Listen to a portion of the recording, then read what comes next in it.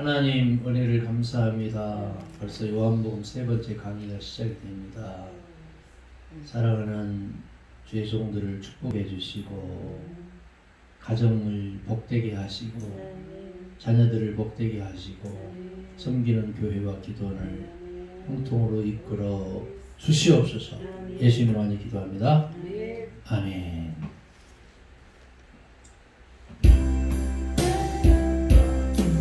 나의 하나님, 나의 하나님, 나와 함께 하신 하나님, 주님 그대로 살기 원하여 인처럼 간구합니다.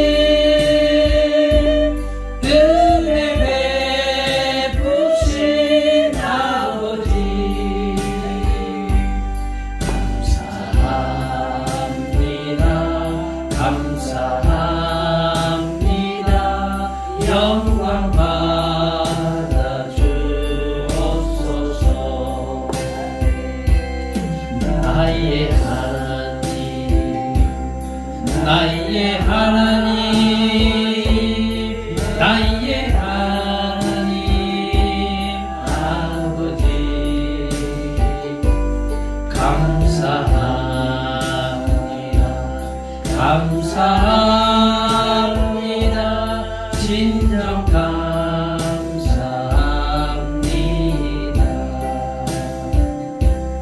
아버지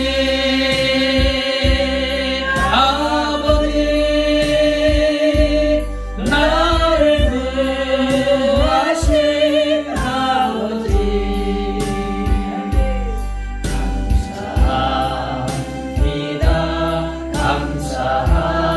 감사합니다. 이 몸 바쳐 살렵니다. 아버지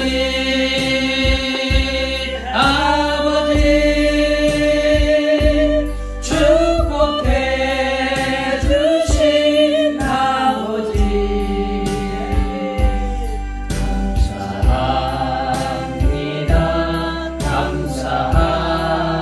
감사합니다. 사명 감당케 하소서.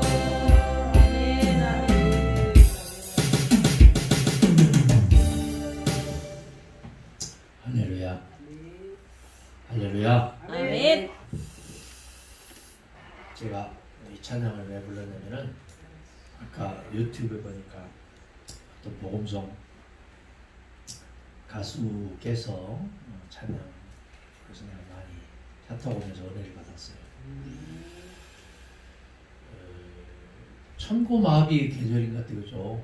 조석으로 쌀쌀하고 햇볕이 따사롭고 곡식도 잘 될 것 같아요. 왠지 모르게 우리는 그 요한복음을 배우면서 자, 요한복음의 저자는 사도 요한이라고 그랬잖아요. 사도 요한. 사도 요한이 반모섬에 유배가 돼서 배교하는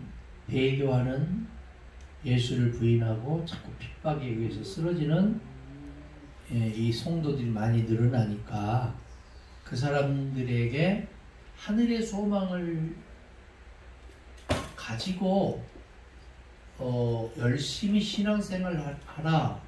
그것을 직접적으로 메시지를 선포하면은 또 이게 회람되어지는 이 편지가 요한계시록의 그 서신이 메시지가 자꾸 문제가 되니까 상징적으로 표현한 게 요한계시록이에요. 그것을 문자적으로 받아들이면은 된다 안 된다? 안 된다. 안 된다. 그 다음에 요한 1, 2, 3서는 그 당시 적그리스도가 많이 나타났어요. 적그리스도가 예수가 육신으로 온 것을 자꾸 부인을 하고 미혹을 해. 예수가 육신으로 온 예수를 자꾸 부인하는 그런 세력들이 많이 나타나. 그 다음에 영귀육천, 로마서에서 나왔죠. 영귀육천. 영귀육천이 뭐예요? 영은 귀하고 육은 천하다. 이런 사상에 의한 영지주의자들,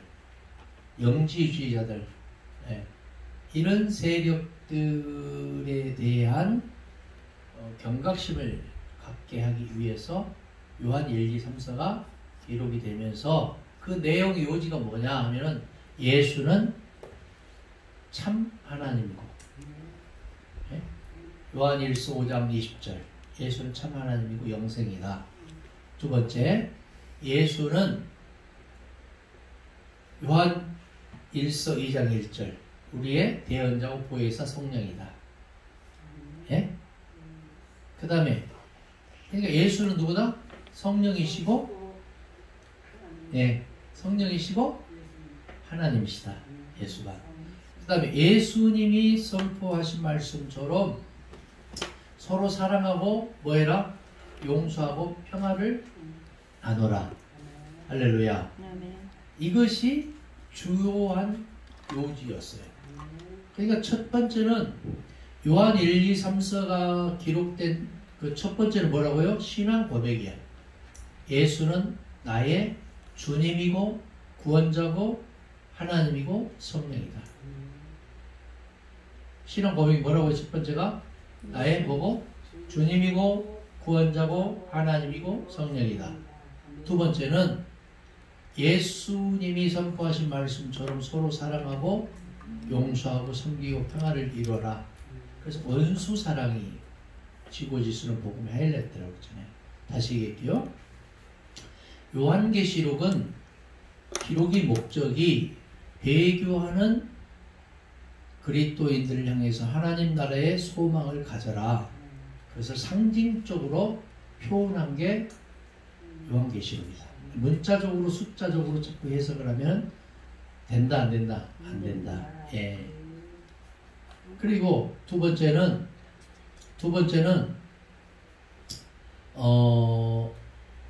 예수가 나의 주님이고 구원자고 하나님이고 성령이시다.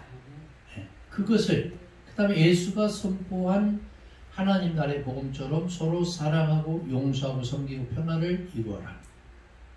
이런 배경하에 요한 1, 2, 3서가 기록이 되었어요.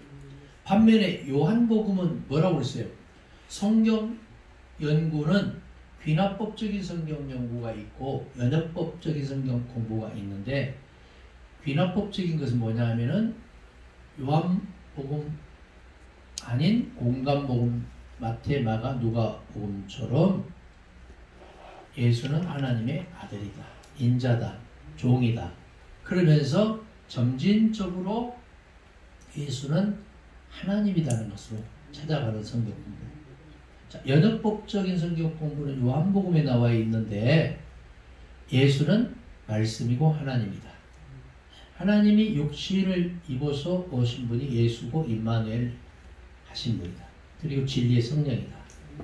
네. 뭐 때문에 이렇게 이제 부연 설명해가는 성경 공부 기법이 연역법적인 성경 공부다. 자, 이 시간에는 공간복음과 요한복음을 한번 비교를 한번 해볼게요. 자, 공간복음은 사역의 중심이 어디냐면은 갈릴리가 중심이었어요. 갈릴리. 네? 갈릴리. 자, 여기 보세요. 요대나를 이렇게 보면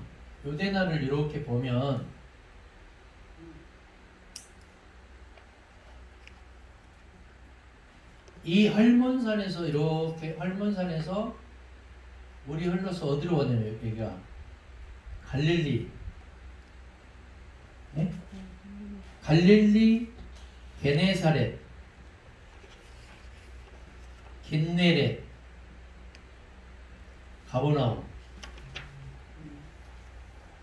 다 똑같은 호수를 두고 어떤 데는 바다라고 하기도 하고 어떤 데는 호수라고 하기도 하고.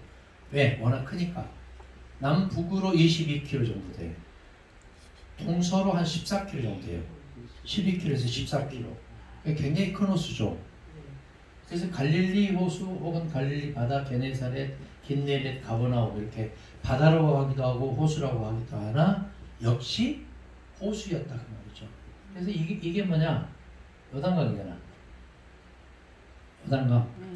요단강 건너가 만나리 했는데 요단강이 좁은 데는요, 저 예배당 여기 앞에서 T 정도밖에 안 돼. 그걸 여호수아가 건넌 거야. 목사님 예. 세월이 흘러서 이렇게 좁아진 거 아니에요? 예? 천년의 세월이 흘러서 이렇게 강이 좁아진 거 아니 아니에요? 원래 그래. 생각을 많이 내가 가보니까 그러더라고. 적어. 그리고 이게 뭐냐? 호수야. 이게 이것도 호수인데 이게 무슨 호수냐? 데드시라고 하는 호수야. 사해. 들어봤죠? 사해 호수라고 그래. 근데 사해 호수는 이 바다보다 더 낮아. 그리고 여기는 바다로 나가는 강이 없어. 그러니까 이 갈릴리 호수에서 이 요단강을 따라서 이 사해로 물이 흘러갈 데가 없으니까 어떻게 하냐? 이 물이 증발을 해. 무슨 말이?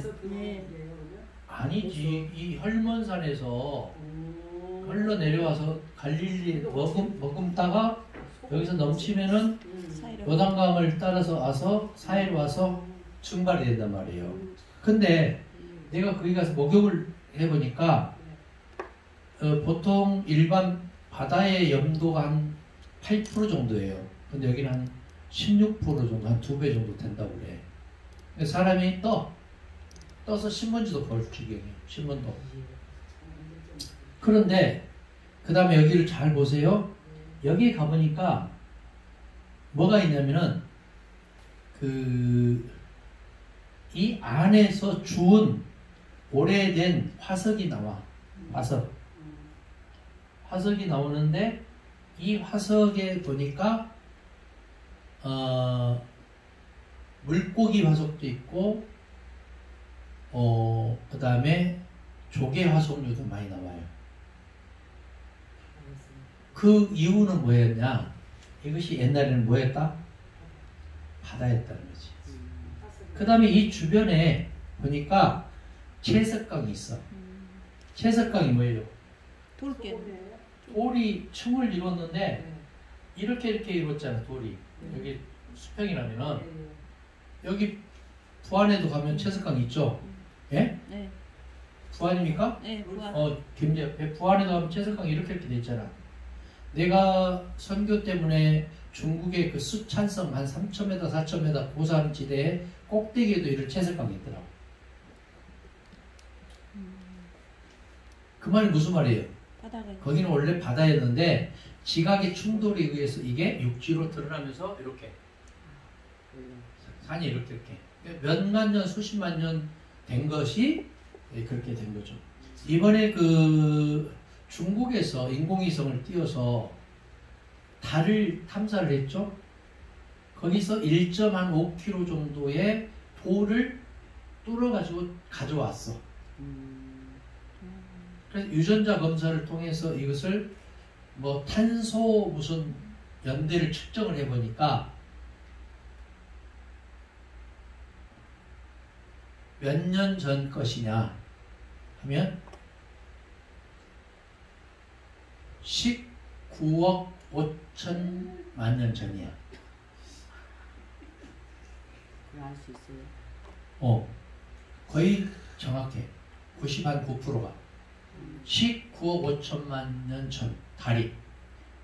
그럼 우리는 지구의 역사를, 인간의 역사를 성경에서는 숫자적으로 보면 6,000년 전이라고 그러잖아. 6,000년 전. 이것을, 그래서 역사는 두 가지 역사가 있다고 제가 로마서 강의하면서 가르쳤죠. 첫 번째는 일반 역사가 있다. 두 번째는 구원사가 있다. 구원사. 구원사는 뭐냐? 성경에 나와 있는 역사. 좀 이해가 되시겠죠? 네. 성경에 나와 있는 역사는 예수를 중심으로 해서 구원을 말하고 있는데, 하나님 나라로 가는 그 구원사를 피력한 게 성경인데, 거기에는 구원사라고 말해요. 구속사라고 해요. 구원사. 그러니까 드러난 거는 6,000년이지만 왜 이거는 인간이 태초라는 말은 영어로 인도 비기닝이에요. 비기닝, 인도 비기닝. 세상이 창조되기 전이 아니고, 태초라는 말은 인도 비기닝이라는 말은 뭐냐면은 인간이 하나님을 아는 어느 한 시점, 처음이라고 해요. 처음. 한 처음. 창세기 1장 1절에도 나오고, 요한복음 1장 1절 나오고, 마가복음 1장 1절도 나오고, 요한일서 1장 1절도 나오고, 똑같이 인더 비기닝. 인간이 역사를 알고 하나님을 아는 어느 한 시점. 그래서 성경을 볼 때에는 문자적으로, 숫자적으로 이렇게 해석을 하면은 뭐다? 지옥갈 1등 공신이다. 지옥갈. 그러니까 6,000년으로 인류의 역사를 말하면 된다, 안 된다? 안 된다. 또 인간의 조상이 뭐 원숭이다 이렇게 말하면 된다, 안 된다? 안 된다.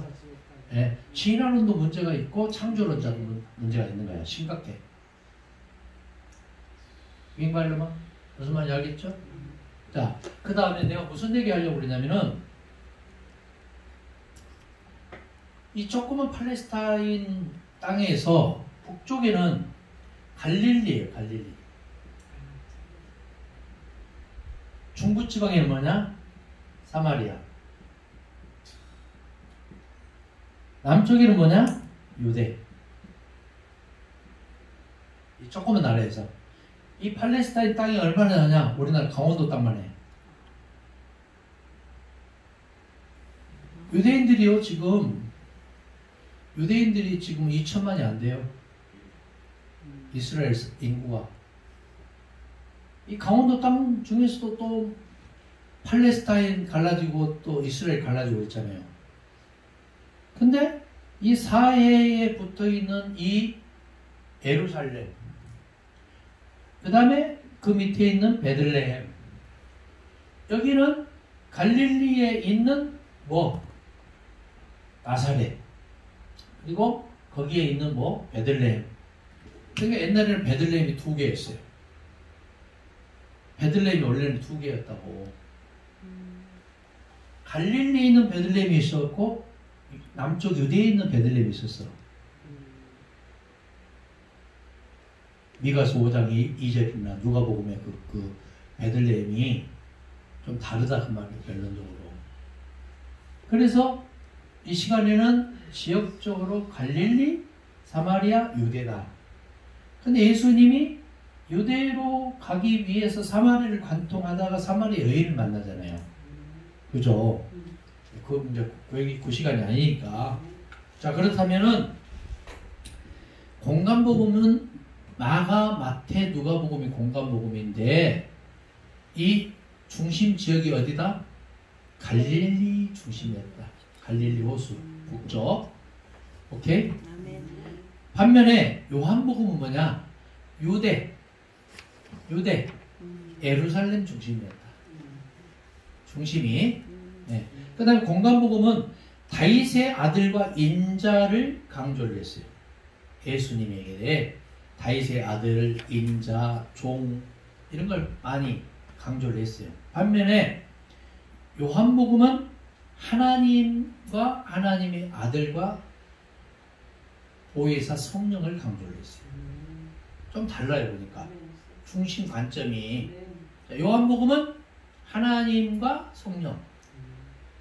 그 다음에 공간복음은 뭘 강조했다? 다윗의 아들과 종과 뭐 이런 인자나 뭐 이런 거. 그 다음에 공간복음은 복음서 기자들, 성경을 기록한 사람들의 해석이 많을까요, 적을까요? 작아. 반면에 요한복음의 해석이 요한복음 기록한 기자의 해석이 많아요. 좀 알겠죠? 그 다음에 공간복음은 예수님의 교훈들이 많아, 교훈들. 반면에 요한복음은 예수님이 교훈이 주로 길어요. 공간복음은 많고 요한복음은 길어. 그 다음에 공간복음은 한 번의 6월절만 기록을 했어요. 공간복음은. 반면에 요한복음은 최소한 3번, 3번, 4번의 6월절이 기록이 되었어요. 이것에 근거해서 예수님의 공생의 기간을 3년 6개월이라고 결론을 내리고 있어요. 재밌죠? 네, 그거예요. 자, 그러면 요한복음의 특징은 뭐냐 하면 첫 번째는 7번의 표적에 대한 기록이 있어요. 7번. 2장 1절에서 12절에 보니까 물로 포도주를 만드는 사건이 나오죠. 나와요, 안 나와요? 2장 1절에서 12절. 예. 그 다음에 4장 46절에서 54절에 보니까 왕의 신하의 아들을 고치잖아요. 왕의 신하의 아들을 고쳐요. 예? 4장 46절에서 54절에. 그 다음에 5장 1절에서 9절에 보니까 38년 된 병자를 어때요? 고치잖아요. 그 다음에 6장 1절에서 14절에 보니까 5,000명을 먹이고 12강주를 남기는 오병이어의 사건이 있죠. 그죠? 그 다음에 9장 1절에서 7절에 보니까 소경을 고쳐버리잖아요. 11장 38절에서 44절에 보니까 죽은 나사로를 살리잖아요. 자, 이것을 통해서 우리가 알 수 있는 건 뭐냐? 이 7번의 표적을 통해서, 그러니까 공간복음인 마가, 마태, 누가복음은 이 기적과 표적 자체의 의미를 뒀지만 요한복음에 나오는 7가지 기적은 이 기적을 통해서 예수가 하나님이고 성령이라는 것을 설명하고 있는 거예요. 좀 이해가 되죠? 예? 이해가 좀 돼버리잖아요. 확 돼버리잖아요. 자, 첫 번째가 7번의 표적에 대한 기록이고, 자, 두 번째는 뭐냐? 요한복음의 특징에서 예수님의 신성을 강조하고 있어요. 예수님의 신성. 아브라함이 나기 전부터 예수가 있었다고 말하죠. 8장 58절에. 그러니까 바리새인 사두개인 율법 대제사장 장로들이 죽일 듯이 막 달라들잖아요. 아니 네가 나이가 시운도 안 됐는데 예수님의 공생의 기간 동안 나이가 대략 몇 살 전후라고 했어요? 지난 시간에 40살 전후라고 했잖아요. 예, 왜 그랬다고 그랬어요? 원래 원년을 BC와 AD로 나누는데 비포 크라이스트 아노 도미니 나누는데 원년이 후기에 역사가들이 보니까 4년에서 6년이 잘못되었다. 그리고 공생의 기간이 한 3년 6개월이 있다. 이걸 합치니까 40 전후가 되는데 누가복음에서는 예수님의 사역을 시작한 나이가 몇 살이었다? 30이 넘었다. 30 즈음에 이렇게 나와 있죠. 그럼 요한복음 8장에 보니까 이 나이가 50도 안 되었다. 30은 넘고 50은 안 된 중간 나이가 40인데 이게 딱 맞아 떨어지는 거잖아요. 좀 이해가 되죠? 자, 그래서 이 표현은 여호와 하나님께서 떨기나무에서 모세에게 자신을 계시하실 때에 사용하신 이름이에요. 출애굽기 3장 14절. 나는 나다. 당신은 누구십니까? 당신은 누구십니까? 예수님이 뭐라고 해요? 나는 나다. I am I. 유대인들은 이 말을 듣고서 예수님이 스스로 하나님이라고 주장하는 것을 알았고, 그래서 유대인들은 예수님을 죽이려고 했죠. 예수님이 십자가에 달려 죽은 4가지 이유가 있어요. 신성모독죄. 첫 번째가. 예? 신성모독죄. 예수님이 스스로 하나님이라고 했으니까. 성령이라고. 두 번째. 성전모독죄. 이 성전을 허물어라. 내가 며칠 만에? 사흘 만에 다시 일으킬 것이다. 예. 요나의 죽음, 이것을 비유적으로 표현했는데 문자적으로 받아들인 거죠. 그것처럼 예수님도 3일 만에 다시 부활할 것이다. 영적으로 표현하고 있는 거죠. 세 번째는 모세 오경 모독죄. 모세 오경이 뭐예요? 창세기, 출애굽기, 레위기, 민수기, 신명기. 예? 이 모세 오경에서는 이렇게 기록되어 있으면 나는 반대로 이렇게 말한다. 어? 오룻밤을 맞거든 엠밤도 돌려대라. 속옷을 가지고 하거든 억지로 속옷을 가지고 하든 겉옷도 벗어줘라. 억지로 오리를 걷고자 하면 심리도 걸어버려라. 핍박하는 자를 위해서 기도하고 원수를 사랑하고 용서해라. 이렇게 반대로 모세오경은 원수 사랑이 없잖아요. 그죠? 모세오경 모독죄. 너희 모세오경이 이렇게 그 다음에 마지막으로는 아브라함 모독죄. 저 돌들을 명해서 아브라함의 후손이 되게 하겠다. 이스라엘 사람들이 가장 중요시 여기는 사람 몇 사람 있어요. 첫 번째가 누구냐? 누굴까? 아브라함. 두 번째는 모세. 세 번째는 다윗. 그 다음에 엘리야. 자, 이 사람들을 건들면 그들은 자기 전에 총칼로 무장을 해 똘똘 뭉쳐버려. 지옥이 원래는 어디라고 했어요? 지옥을 헬라어로 게헨나로 아람어로 게헨나라고 게헨나. 아람어로 게헨나라고 하는데 예루살렘에 가보면은 정문이 있고 뒷문이 있어. 뒷문을 이렇게 나가면은 한 몇십 메다 걸어나가면 이렇게 돌로 바닥에다가 쌓아놔서 동그랗게. 여기 쓰레기 소각장이야.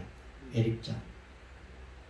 지옥이나 갈 사람을 쓰레기 장에 갈 사람, 불에 태워서 죽일 사람, 그것을 게헨나라고 해. 지옥이라고 말한다 그 말이야. 게헨나는 원래는 쓰레기 소각장 매각장이다 그 말이야. 지옥 갈 사람은 쓰레기처럼 불에 탈 사람, 그 말을 말하고 있는 거예요. 좀 무슨 말인지 알겠죠? 그 다음에 정문에 보면은 큰 대문이 있고 옆에 쪽문이 있어요. 보통 해가 지면은 6시쯤 되면은 6시쯤 되면 문을 아침에 열었다가 해가 지면은 닫아 대문은. 그리고 어디로 오냐? 이런 쪽문으로 와. 쪽문으로 오면 사람은 지나갈 수 있는데 낙타 같은 큰 짐승은 어때? 무릎을 꿇어야 고개를 수그리해야 겨우 들어와. 그래서 무슨 말을 했어요? 네? 바늘기를 말했죠. 바늘기가 뭐냐면 요즘에 바늘기가 아니고 바늘로 끼는 바늘기가 아니고 이 쪽문을 바늘기라고 했어. 재밌죠? 쪽문을 낙타가 바늘기로 들어가는 것이 부자가 어쩌고저쩌고 더 어렵다고 그랬잖아요. 네? 낙타가 바늘기로 들어오는 것이 더 쉽다. 부자는 천국 가기 어렵다. 이 말을 비유적으로 말한 거야. 그러니까 바늘기는 낙타는 겨우 예루살렘 문으로 해가 지면 쪽문으로도 들어오는데 부자들은 들어갈 수 있겠냐 그것을 이렇게 비유로 말한 거야. 좀 이해가 되죠? 네. 그 다음에 주님이 뭐라고 말했어요? 부활하시면서 인자가 올 때 다시 올 때 이 땅에 올 때 너희의 믿음을 보겠느냐? 그 말은 믿음을 안 본다는 얘기잖아. 그죠? 문자적으로 보면은. 근데 원래는 그 뜻이 아니고 인자가 다시 이 땅에 올 때에 과연 믿음을 가진 자가 몇이나 되겠느냐 이런 뜻이야 원래는. 재밌죠? 인자가 올 때 믿음을 가진 자가 과연 몇이나 되겠느냐. 그 다음에 시편에 보면은 이런 말씀 있잖아요. 하나님은 졸지도 않고 주무시지도 않는다. 근데 원래 히브리어 뜻은 그게 아니고 하나님은 너희가 자거나 조는 순간에도 여전히 너희를 떠나지 않고 항상 함께 하신다. 이 뜻이 원래. 재밌죠?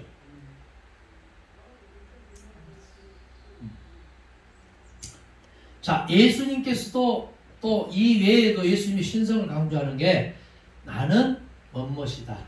에고에임이라고 해요. 나는 I am. 영어로 말하면 I am. 예? I am.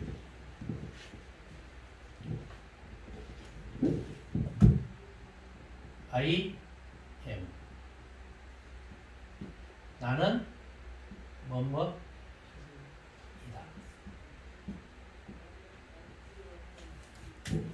그러면서 7가지 I am을 말하고 있어요. 7가지 I am. 첫 번째가 뭐냐면 요한복음 6장 35절. 나는 생명의 떡이다. 요한복음 6장 35절. 나는 생명의 떡이다. 8장 12절과 9장 5절. 나는 세상의 빛이다. 8장 12절과 9장 5절에 나는 세상의 뭐다? 빛이다. 세 번째는 10장 7절에 나는 양의 문이다. 10장 7절에 10장 11절 14절에 나는 선한 목자다. 다섯 번째죠. 10장 11절 10장 14절에 나는 선한 목자다. 그 다음 11장 25절에 나는 부활이요 생명이다. 11장 25절 나는 부활이요 생명이다. 11장 25절에 나는 길이요 진리요 생명이다. 14장 6절에 11장 25절에 나는 부활이요 생명이다 이렇게 말했고 14장 6절에 나는 길이요 진리요 생명이다. 15장 1절에 나는 참 포도나무다. 나는 생명의 떡이다. 나는 세상의 빛이다. 나는 양의 문이다. 나는 선한 목자다. 나는 부활이요 생명이다. 나는 길이요 진리요 생명이다. 나는 참 포도나무다. 이 7가지 에고에임이 나는 무엇이다. I am 이렇게 말하는 표현으로 자기의 신성으로서의 실체를 나타내셨어요. 그 다음에 세 번째는 예수님의 신성 중에서 약 90%에 해당하는 내용이 요한복음에서는 독자적으로 발견이 됩니다. 요한복음은 다른 공간 복음서보다 더 늦게 기록됐잖아요. 90년에서 95년 사이에 기록이 되었으니까. 그러면 요한은 복음서를 기록할 때 이미 공간 복음서 내용을 다 봤을까 안 봤을까? 봤죠. 바울은 자기의 편지 14편의 편지를 기록을 하면서 사복음서를 봤을까 못 봤을까? 못 봤다고 했잖아요. 안 나왔으니까 그 당시에. 그러나 그는 이러한 내용을 모두 요한복음에서만 포함시키지 않고 이것은 요한복음의 기록의 목적이 예수님의 생애를 포괄적으로 기록하는 것이 아니다는 것을 보여주고 있어요. 요한복음에만 나오는 내용이 있잖아요. 1장 1절에서 18절. 그래서 서곡이라고 서곡. 서론 부분이에요. 그 다음에 1장 43절에서 51절. 나다나엘의 고백. 1장 43절에서 51절. 나다나엘의 고백. 그 다음에 2장 1절에서 12절 가나의 혼인잔치 비유. 3장 1절에서 13절의 중생. 그 다음에 4장 6절에서 29절 생명의 물과 4장 6절에서 29절 생명의 물. 그 다음에 5장 19절에서 47절에 예수님의 신성을 주장. 6장 22절에서 71절에 생명의 떡. 6장 22절에서 71절에 생명의 떡. 그 다음에 8장 12절에서 59절에 보면은 세상의 빛. 8장 12절에서 59절. 세상의 빛. 10장 1절에서 30절에 선한 목자. 10장 1절에서 30절에 선한 목자. 그 다음에 13장 1절에서 16장 33절에 보니까 다락방 설교. 13장 1절에서 16장 33절에 다락방 설교. 그리고 예수님의 중보기도가 있잖아요. 17장 1절에서 26절. 이 90%에 해당하는 내용이 요한복음에서만 독자적으로 특수 자료로 발견된다. 네 번째, 예수님의 신성에 있어서 개인적인 면담이나 대화가 많이 나타나요. 몇 회가 나타나냐? 27회. 27회 대화가 나타나. 요한복음 주로 움직이는 사건보다 이 정적인 내용이 주를 차지하고 있어요. 그 이유는 요한이 사건의 의미가 무엇인가를 밝히는데 초점을 맞추었기 때문에. 자, 그 다음에 다섯 번째는 이중적인 의미를 가진 단어를 사용해서 언어의 유의성이 있어요. 떡은 뭐예요? 먹는 것, 떡과 영적인 떡. 먹는 떡이 있고 영적인 떡이 뭐예요? 아버지 뜻을 행하는 것. 생수도 마시는 물과 영적인 생수.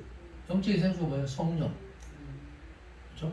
성전도 예배를 드리는 성전과 영적인 성전인 예수님의 몸을 말하고 있잖아요. 그죠?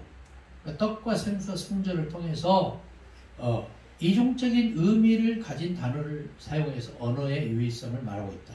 여섯 번째, 예수님의 신성은 대화를 전개하는 독특한 방법이 좀 있어요. 요한복음에는. 예수님의 기적은, 어떤 행동은 대화로 발전을 해. 항상 예수님의 행동은 대화로. 이 대화는 설교로 발전을 하죠. 우리도 마찬가지예요.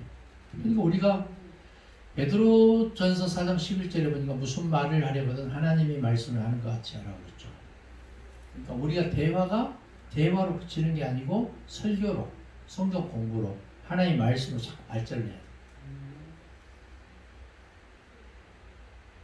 어떻게 생각하세요? 이미자 목사님. 거기에 대해서. 네? 옳다고 생각합니다. 옳다고. 최 집사님 어떻게 생각해요? 거기에 대해서 최 집사님 어떻게 생각해요? 영모사님 어떻게 생각해요? 자, 그 여러 절기를 지키기 위해서 예루살렘에 가신 내용을 기록을 했죠. 그래서 2장 23절에 보니까 6월절이 나와요. 2장 23절에 6월절.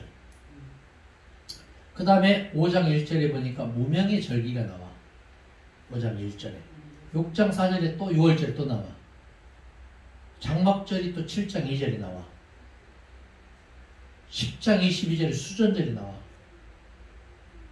13장 1절에 6월절이 또 나와. 6월절이 몇 번 나와? 4번 나오잖아. 3번.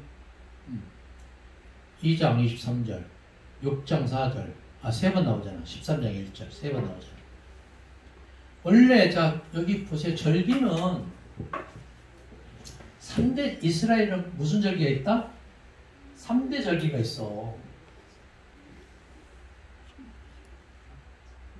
무슨 절기가 있어요? 3대 절기가 있어요. 자, 여기는 유목민사회 때, 여기는 농경사회 때 절기가 달라요. 3대 절기 1, 2, 3. 자, 유목민사회 때는 6월절이라고 그래.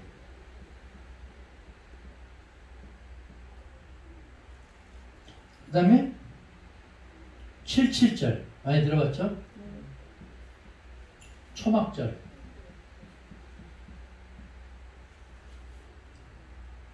우리 조목사님 이렇게 배웠어요? 안 배웠어요? 조목사님한테 배웠어요. 이거 배웠어요? 근데 달라. 다른 것은 안 배웠을걸? 6월절, 77절, 초막절. 농경사에서는 6월절이 뭐가 되냐? 무교절이 돼. 똑같은 절기인데. 77절 무슨 절기가? 맥추절이 돼. 오케이? 초막절은 뭐가 되냐? 수장절이 돼. 다 똑같은 말이야. 다시 얘기할게요. 유목민사에서는 6월절, 77절, 초막절이 있는데 농경사에서는 6월절이 뭐다? 무교절이고 77절보다 맥주절이고 초막절보다 수장절이에요. 이제 조금 이해가 되네 이게. 좀 이해가 되죠? 성경에 나온. 예. 성경이 막 헷갈리잖아. 네, 이걸 했대, 이걸 했대. 예, 헷갈리죠. 근데 요렇게 아, 요칠초 무맥수 이렇게 외우면 쉬워요. 요칠초 무맥수 쉽죠? 이제 헷갈리지면 안 돼, 그죠? 자, 그 다음에 예수님이 신성의 7번째 기독론을 강조. 기독론. 첫 번째는 뭐냐? 인자를 말하고 있지. 인자. 전라도 말 중에 인자란 말이 있어 없어요? 임자지, 이거는. 아니요. 인자로 있어. 있어요? 몰라요? 응. 이제를 임자로 부르잖아. 아, 그죠? 임자는 자기 식구를 임자로 부르고, 임자, 맞아. 요한복음에서 인자라는 칭호가 매우 중요하게 사용되고 있어요. 1장 51절, 3장 13절, 14절. 다른 복음서보다 드물게 사용하고 있어요. 인자라는 게. 인자라는 칭호가 요한복음에는 중요하게 사용되고 있긴 하지만 다른 복음서보다는 드물게 사용되고 있다. 두 번째, 하나님의 아들. 수장절이 예. 저기 추수감사절이에요? 예? 아닌가? 뭐라고요? 수장절이 요즘 맥추절이 그 여기 있잖아. 아니 그러니까 추수감사절 아니에요? 추수감사절은 조막 지금의 맥추감사절은 맥추절이 저기 되는 거고, 맥추가 초막절이나 수장절은 추수감사절 쪽으로 해석을 하나 응. 조금 독특해요. 수장절이 추수감사절의 유래는 거기서 나온 게 아니고 어디서 나왔느냐? 미국 사람들이 영국에서 배를 타고 퓨리탄이라고 그러잖아. 어디로 건너가요? 콜럼버스가 발견한 신대륙인 미국으로 북미로 건너가잖아.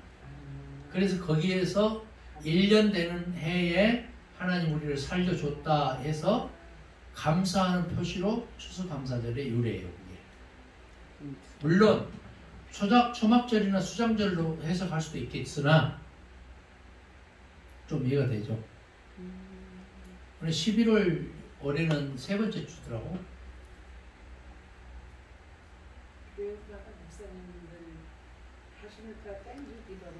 근데 그거는 뭐 그렇게 해도 된다고 봐요 저는. 추수감사는 안 해도 되는 거죠. 추수감사절이나 요즘 맥추감사절 보리동사 하는 사람 없잖아. 그렇지. 근데 일단 헌금 거둬야 되니까. 그렇지. 유튜브 방송하면서 얘기해도 되는지 모르겠으나 헌금 거둬도 되니까 그런 식으로 한다? 그런 것이 많지 사실. 맥추감사절 같은. 나도 맥추감사절 꼭 해야 되나 보리동사도 안 짓는데, 근데 또 반년 동안 하나님이 지켜주신 은혜를 감사하고, 추수감사절은 1년 동안 지켜주신 은혜를 감사하고, 이렇게 생각하면 쉬워. 근데 교인들이 또 까칠하게 이거 또 헌금 거두려고 또 이거 하나, 이렇게 생각하면 쓰겠어요 못 썼어요? 못 쓰겠어요. 그러지. 자, 넘어가요. 두 번째, 하나님의 아들은 요한복음서에서 가장 많이 언급되는 칭호예요. 자, 이것은 예수님의 신성을 강조해. 아니, 하나님의 아들을 강조하는 무슨 예수님의 신성이냐 이렇게 말을 할 수 있어요. 그렇다고 해서 예수님의 인성을 무시하는 게 아니죠. 그 다음으로는 예수님의 인성에 대해서 제가 강의를 하겠는데, 여러분 잘 보세요.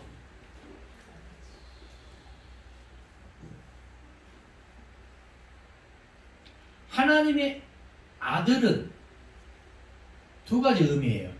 히브리적인 사고가 있고 헬라적인 사고가 있어. 헬라적인 사고는 아버지가 있고 아들이 있죠.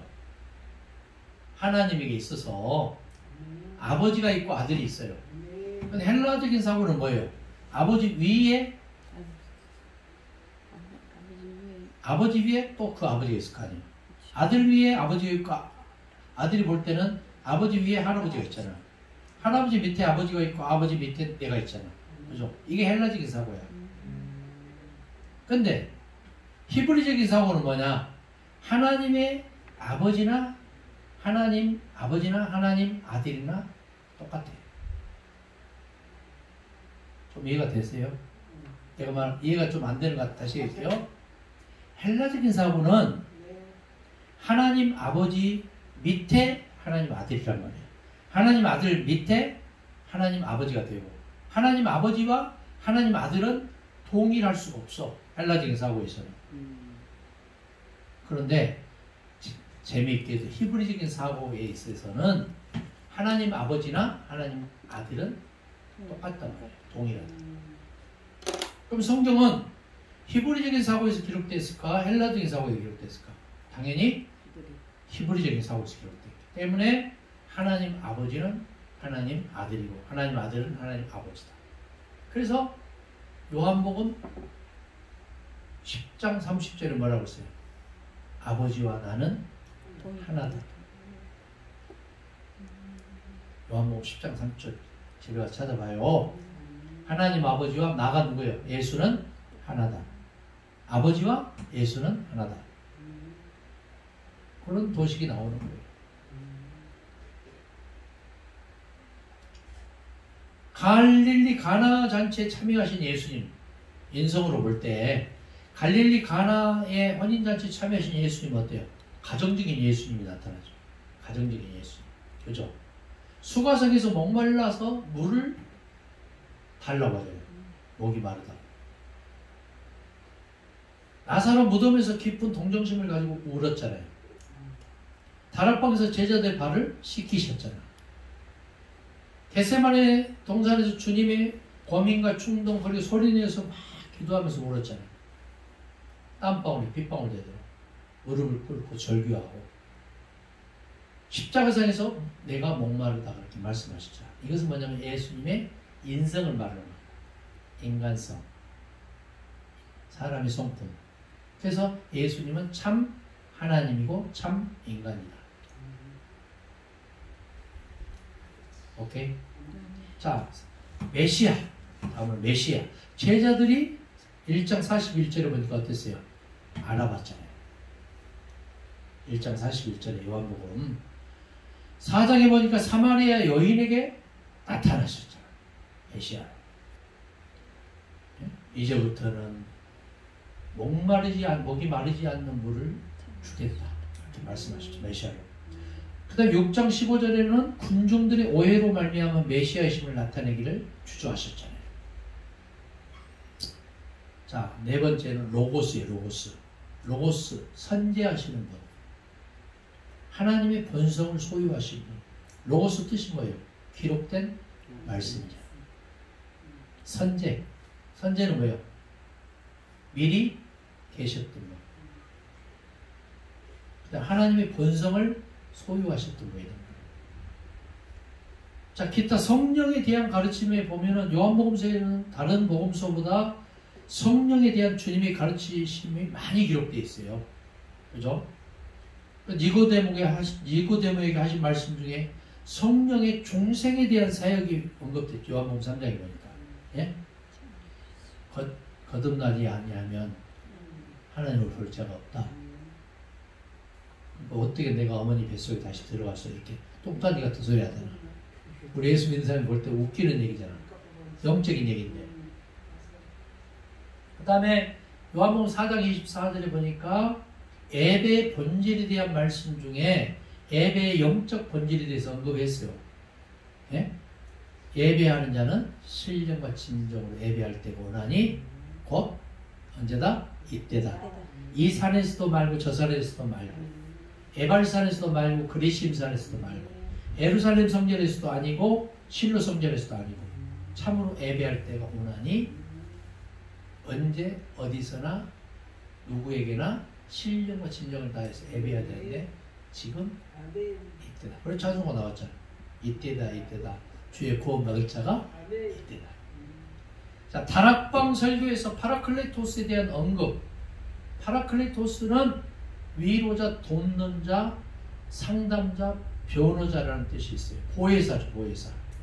요한일서 2장 1절에는 대언자로 나와 있죠. 파라클레토스는 성령을 말하죠. 보혜사, 상담자, 변호자, 위로자, 대언자, 돕는 자.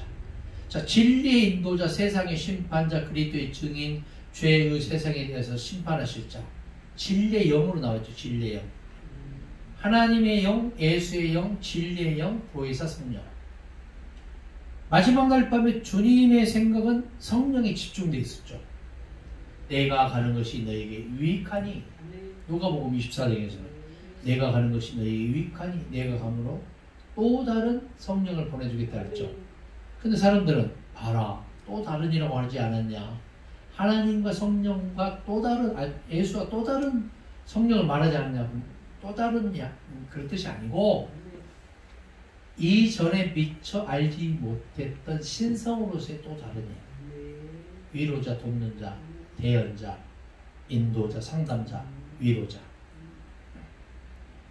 자, 또 다른이라는 말은 이전에 미처 우리가 알지 못했던 신성으로서의 변호자, 위로자, 대언자, 상담자, 보혜사, 돕는 자, 성령을 말하고 있다. 그러니까 그것은 뭐예요? 하나님과 예수와 또 다른 성령이 아니고 같은 맥락에서 말하고 있단 말이에요. 자주 등장하는 단어가 있어요. 주제가 있는데 자주 등장하는 주제가 있는데 그게 뭐냐? 빛이 나와요. 빛.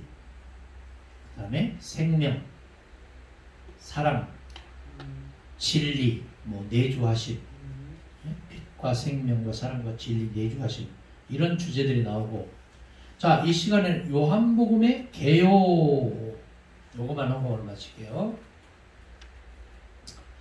요한은 처음에 세 복음서들과는 다른 이 연대기적 지리적 모형을 따르죠. 예를 들면 공간복음서인 마태마가 누가복음은 예수님께서 단 한 번 유월절에 참여하신 것을 언급을 했다고 그랬잖아요. 그죠? 근데 요한복음은 예수님께서 유월절을 3번 지키신 것으로 기록되고 있다고 했죠. 예? 그죠? 자, 지리적인 활동을 보면 예수님께서 복음서가 시작되면서 세례 요한이 일하는 곳, 그것이 어디? 사해 북쪽 부근. 아까 밑에 사해 북쪽 부근. 1장 28절에 보니까 복음서가 시작되면서 세례 요한이 일하는 곳에 계셨고, 예수님께서 갈릴리로 1장 43절에 보니까 가셨다고 했죠. 갈릴리로 가시고, 그 다음에 2장 12절에 보니까 가버나움에서 사역하시고, 갈릴리나 긴네렛이나 게네사렛이나 가버나움 이런 것은 다 그 동네 사람들이 자기, 응? 이쪽에서는 아산호잖아. 평택 쪽에서 무슨 호? 평택호잖아. 똑같아. 근데 그 호수는 똑같잖아. 갈릴리 호수도 역시 내 마찬가지였어요. 좀 이해가 돼요? 예? 그래 안 그래요? 우리나라에서는 독도라고 그러잖아. 일본 사람들은 뭐라고 그래? 지나는 말로 몰라 돼. 똑같아. 똑같은 호수를 가지고 바다라고 하기도 하고 호수라고 하기도 하고, 가버나움, 게네사렛, 긴네렛, 갈릴리 호수라고 말한다 그 말이죠. 2장 13절에 보니까 예루살렘으로 가시고, 3장 22절에 보니까 유대로 가시고, 이에 앞서 유대를 떠난 것을 언급하지 않고 있고, 유대를 떠나 갈릴리로 가는 도중에 사마리를 지나갈 때 수가성에서 어때요? 사마리아 여인을 만나잖아. 그죠? 4장 5절에 보니까 계속해서 갈릴리로 가신 후에 또 4장 43절에 가나와 가버나움에서 활동하시죠. 그 다음 5장 1절에 보니까 예루살렘으로 또 가셔. 또 갈릴리 바다 저편으로 가신다고 했어. 언제 예루살렘에서 갈릴리로 돌아오셨는지에 대한 언급은 6장 1절에 보니까 없고, 또 6장 59절에 보니까 가버나움을 가지고, 7장 1절에 보니까 갈릴리로 다니시고, 또 17장 10절에 보니까 또 예루살렘에 가시고, 7장 14절 10장 23절에 보니까 예루살렘 성전에 계시고, 10장 40절에 보니까 요단강 동편으로 가시고, 11장 1절에 보니까 베단에 계시고, 또 에브라임으로 또 예루살렘의 북쪽 24km 있는 에브라임에 계시다가 12장 1절에 보니까 베단에 계시고, 또 예루살렘에 가시고, 갈릴리 바다에서 예수님을 21장에서는 만나요. 근데 21장 같은 경우에는 주후 4세기 5세기경에 다시 첨가한 말씀이에요. 본래 처음부터 있었던 말씀이 아니고 요한복음 21장 같은 경우에는 추후 400년, 500년이 지나고 나서 첨가한 말씀이란 말이에요. 학자들에 의해서. 처음 들어요? 지난번에 말씀하셨어요. 자, 1장은 내용을 보면은 1장은 준비죠. 준비. 1절에서 18절에 보면 서고, 19절에서 34절에 세례 요한의 증거, 35절 51절 첫 번째 제자들. 2장에서 12장은 뭐예요? 2장에서 12장은 메시아의 7대 표적이 나오죠. 가나잔치, 신하의 아들 중풍병자를 고치고 오병이 이어 바다 위를 걷고 소경을 고치고 나사렛의 부활이 있고, 13장에서 17장에 보면 고별 설교와 대제사장의 기도가 나오죠.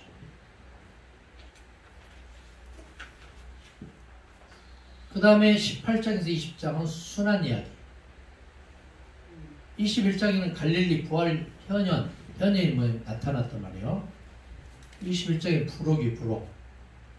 4세기에서 5세기경에 첨가한 말씀이다. 어떤 오래된 사본 중에는 7장 53절에서 8장 1절에 간음하다가 잡힌 여인에 대한 기사가 없어. 오래된 사본에는. 이것도 첨가될 가능성이 있다 이거죠. 앞에 상수된 요한복음의 개요는 의미심장한 세부 내용을 시사해주고 있죠. 자, 요한은 연대기에 대해서 얼마만큼 관심을 두고 있는가? 어떤 이들은 요한이 연대기에 관심을 두고 있고 또 그 복음은 공관복음에서 발견되는 것보다 더 오래된 전성을 포함하고 있다고 믿어요. 어떤 이들은 현대 역사가들이 정확한 연대를 밝히려는 것과 달리 요한이 주제에서 주제로 건너뛴다는 주장을 나옵니다. 그들은 요한이 자신의 복음서를 전기보다는 오히려 예수님이 가르치셨던 진리들에 관한 일련의 설교문들로 의도되었다고 주장하기도 합니다. 예수님께서는 때때로 말씀을 어디서 종결을 짓고 또 복음서 기자가 어디서 자기 말을 덧붙이는지 결정하기가 어려워요.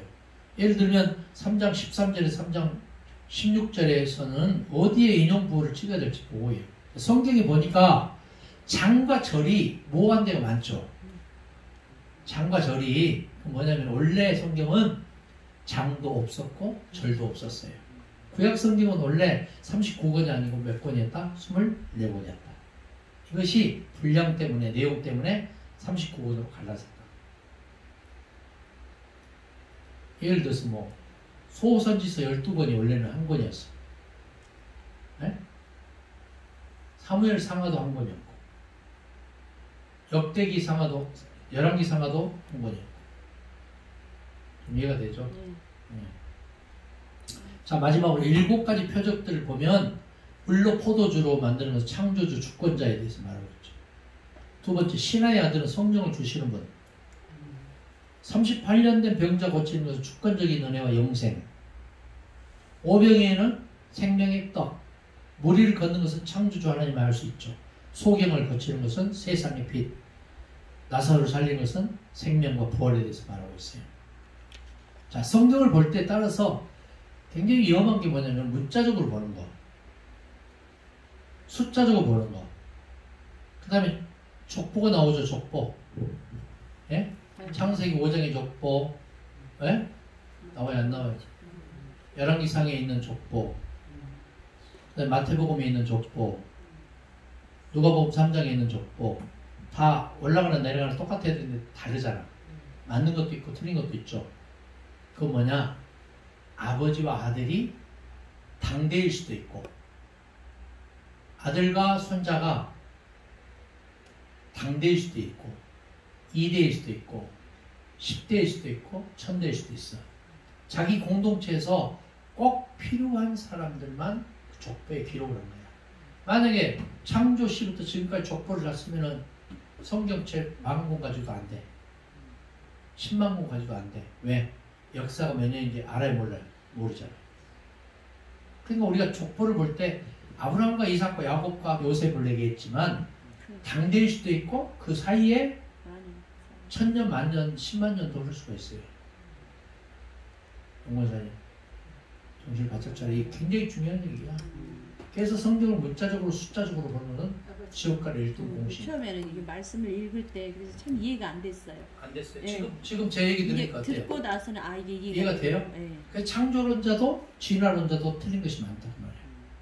당대 이것도. 그래서 성경을 세대주의 근본주의처럼 자의처럼 해석하면 안 돼. 선교에 있어서 가장 장애물이 누구냐? 민족주의자, 국수주의자예요. 내 민족, 내 나라만 최고다. 이런 사람들 있죠. 이스라엘 민족이 선민이라고 하고 성민이라고 그러잖아요. 말도 안 되는 얘기지. 요한계시록 14만 4천 명? 14만 4천 명 자세히 봐요. 이스라엘 12지파 12,000명씩 12지파 14만 4천이야. 그럼 여러분들은 예수 뭐 믿어도 구원 못 받아. 그 요한계시록에 나왔는 14만 4천의 논리대로 숫자적으로 문자적으로 보면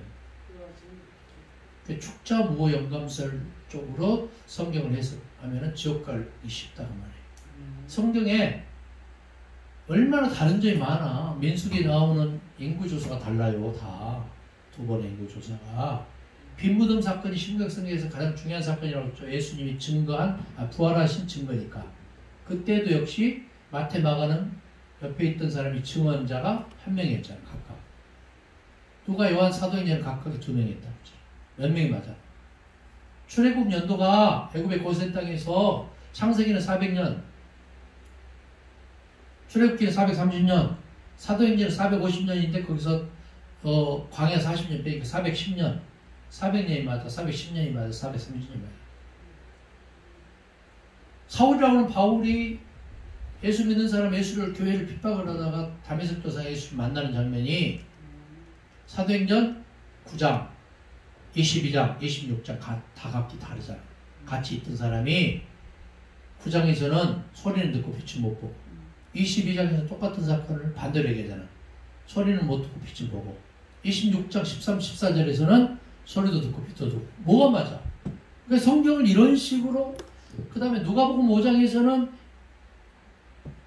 갈릴리 호수에서 그물을 던지는 깊은 곳에 가서 그물을 내리라 하는 장면과 요한복음 21장에 또 나오잖아. 예? 그 내용이 똑같아. 근데 누가복음 5장에서는 사역의 초기잖아. 근데 요한복음 21장에는 뭐예요? 예수님이 사역의 말기, 부활하고 나서 메시지잖아. 뭐가 맞아? 그러니까 이것은 뭐냐면은 성경을 문자적으로 숫자적으로 이렇게 말하는 것은 큰일 난다는 말이에요. 어떤 것은 문자적으로 봐야 돼. 예를 들어서 태초에 하나님 천지를 창조하셨습니다. 말씀이 하나님과 함께 계셨고 이 말씀이 예수님입니다. 내게 능력 주시는 자에서 내가 뭐든 할 수 있습니다. 할 수 있거든 무슨 말 믿는 자의 능력 능치 못함이 없습니다. 믿고 간과는 이미 받은 줄 여기라 하셨습니다. 오직 성령이 너에게 임하시면 예루살렘 온유대와 사마리아 땅까지 복음이 증이 되리라 하라. 언능을 받아야 됩니다. 이것은 문자적으로 믿어버려. 그러나 아까 제가 얘기했던 초기 작품이나 말기 작품이나 이런 것은 메시지를 선포하기 위한 예수 그리스도를 선포하고 구원사를 선포하고 하나님을 선포하기 위한 수단으로 그것을 끌고 왔잖아요. 예? 그건 그렇게 믿으라고 말이에요. 그 다음에 성경을 볼 때는 반드시 예수 그리스도의 시각에서 읽으라. 질문! 나중에 질문 받고 찬양 안 하고 마칠게요. 아까 뭐였지? 27사상가?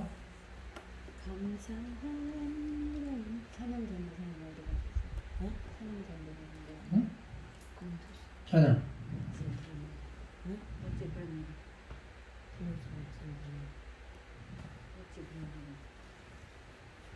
동목사님도 안 계시죠? 네? 동목사님 어디 가셨어요?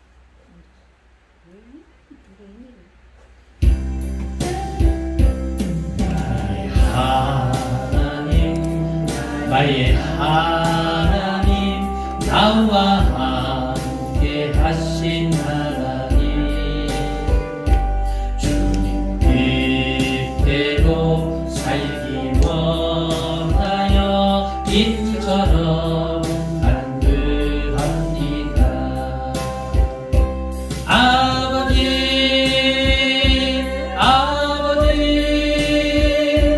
죄인 부르신 아버지 감사합니다.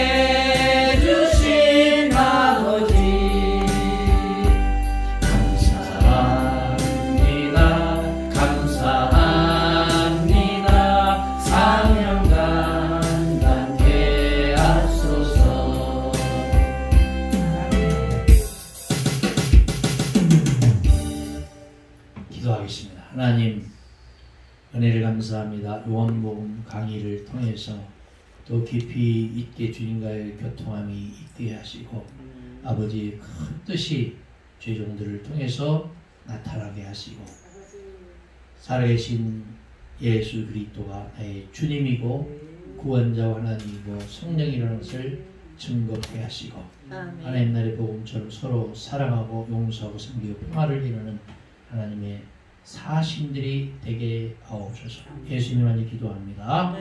아멘. 할렐루야.